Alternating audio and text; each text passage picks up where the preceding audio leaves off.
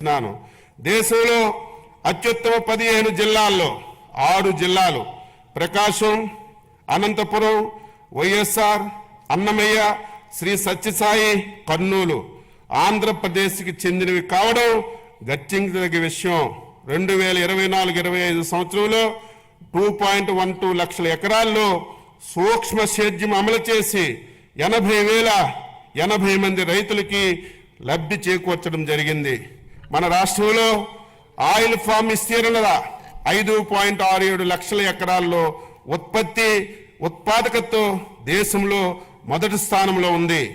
2024-25 సంవత్సరంలో 42,620 ఎకరాల్లో oil palm తోటల సాగు చేపట్టగా 16,985 మంది లబ్ధిదారులు ఇందులో చేరారని చెప్పి తెలియజేస్తున్నాను.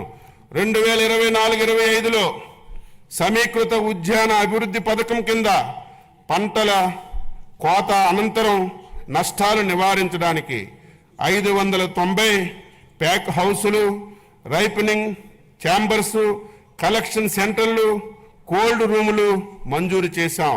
2024లో సంభవించినటువంటి వివిధ విపత్తుల్లో నష్టపోయినటువంటి 27,436 మంది ఉద్యాన రైతులకు 43.70 కోట్ల ఇన్పుట్ సబ్సిడీ అతి తక్కువ సమయంలో విడుదల చేశాం. గత ప్రభుత్వ హయాంలో మే 24 సంభవించినటువంటి వడగండ్ల వాన, అధిక వర్షాలకి నష్టపోయినటువంటి ఉద్యాన పంటలకి 4.31 కోట్లు జనవరి 2025లో విడుదల చేశాం. మైక్రో ఇరిగేషన్ కంపెనీలకి చెల్లించవలసినటువంటి బకాయిలు 1,166.99 కోట్లలో ఈ ప్రభుత్వం 452.55 కోట్లు ఈ సంవత్సరం విడుదల చేశాం.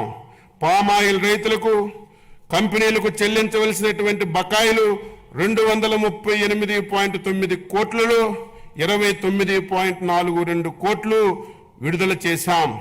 MIDH పథకంలో చెల్లించవలసినటువంటి 93.54 కోట్లలో 33.33 కోట్లు విడుదల చేశాం.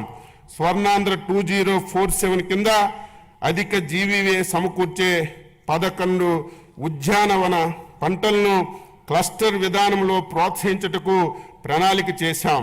ప్రతి సంవత్సరం వృద్ధి రేటు 15% పైబడి వచ్చేటట్లుగా పంటలను క్లస్టర్లుగా ఎంపిక చేసుకున్నాం. ఈ క్లస్టర్లు జాతీయ ఉద్యాన బోర్డు నుంచి ప్రత్యేకంగా కేటాయింపునకు ప్రాజెక్టులు రూపకల్పన చేస్తున్నాం. అనంతపురం అరటి క్లస్టర్ అభివృద్ధి చేపట్టవలసిన కార్యక్రమాలకు సంబంధించి ఏజెన్సీల్ని ఎంపిక కొరకు ప్రతిపాదనలు కోరడమైంది. ఇదే తరహాలో మిగిలిన పంటలకు కూడా క్లస్టర్ ప్రతిపాదనలు తయారు చేసి కేంద్ర ప్రభుత్వానికి నివేదించడం జరుగుతుంది.